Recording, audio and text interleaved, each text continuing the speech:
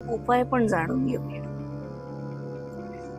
पहिली चूक म्हणजे खर्च कमी आढळणे. ही महत्वाची अशी चूक असते की जी कोणाच्याही लक्षात येत नाही, पण डेफिनेटली होत असते. नवीन रेस्टॉरंट मालक अनेकदा सर्व खर्चांचा अंदाजच घेत नाहीत, ज्यामुळे तुम्ही सगळ्या खर्चांचा परफेक्ट अंदाज घ्या. दुसरी चूक म्हणजे चुकीच्या ठिकाणी रेस्टॉरंट सुरू करणे, म्हणजे लोकेशन. चुकीचं लोकेशन, ऍब्सोल्युटली चुकीचं लोकेशन आयडेंटिफाय करणे. खूप विचार न करता नाही माझ्याजवळ जागा आहे, घेतली जागा, लावलं, तिथे रेस्टॉरंट चालू केलं. I mean that's the biggest mistake what people do. योग्य ठिकाण निवडणं हे अत्यंत महत्वाचं, कारण त्यामुळेच ग्राहकांची आवक यावर लोकेशन जर फायनल असेल ना, चांगलं असेल ना, तर तिथे येणारा जाणारा पब्लिक एकदम परफेक्टली पोहोचू शकतो.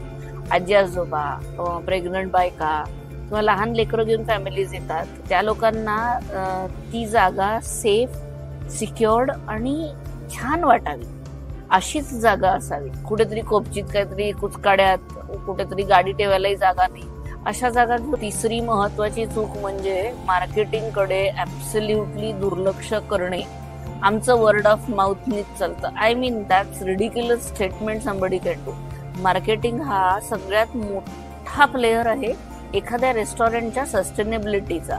आजकालचं मार्केटिंग म्हणजे ज्या एरामध्ये तुम्ही आहात त्या एराचं मार्केटिंग तुम्हाला करता आलं पाहिजे. सध्याचा एरा नीट कॉन्सन्ट्रेट करून तिथं मार्केटिंग करा. त्याला लागणारा पैसा ओतायचा असेल तर तो ओता, कारण तोच महत्वाचा ठरेल एक सस्टेनेबल रेस्टॉरंट चालू करायला. उत्कृष्ट अन्न आणि उत्कृष्ट सेवा असूनही योग्य मार्केटिंग शिवाय ग्राहकांपर्यंत पोहोचणं कठीण असतं. म्हणजे तुम्ही आणि आपण काही खूप मोठे बिग ब्रँड नसतो पहिल्या याच्यात, तर डिजिटल मीडिया आपल्यासाठी स्वस्त आणि मस्त पण मार्केटिंगचा एक बढिया टूल असतो. त्याचा थोडा स्टडी करा आणि बघा की आपण ते वर्कआउट करू शकतोय का. बघा, या चुका टाळण्यासाठी ना तुम्हाला थरो मार्केटिंगचा रिसर्च करावा लागेल. तुम्हाला 4 ठिकाणी जावं लागेल. शूज घाला, डोक्यावर कॅप घाला, हातात वॉटर बॉटल घ्या आणि फिरा. तुमच्या त्या एरियामध्ये आधी फिरा.